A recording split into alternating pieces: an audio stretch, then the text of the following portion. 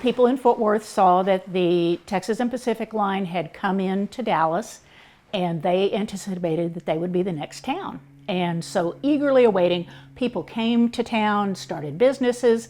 Well, then the Panic of 1873 happened. Everything went bust.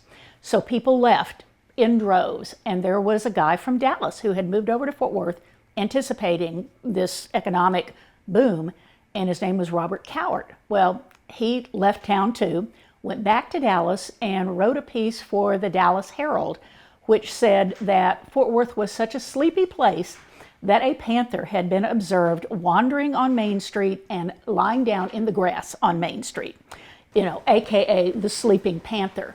It kind of turned from that into a tit for tat, sort of like big brother, younger brother, and how they kind of squabble and fight.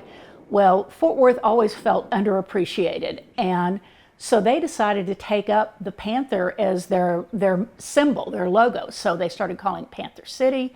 There were businesses that adopted the Panther name. The baseball team was called the Fort Worth Panthers and then the Fort Worth Cats. And the police department even put a panther on the top of their badge. And Dallas was kind of like, oh, who cares? But for people in Fort Worth, it was a big deal in this kind of Dallas-Fort Worth feud.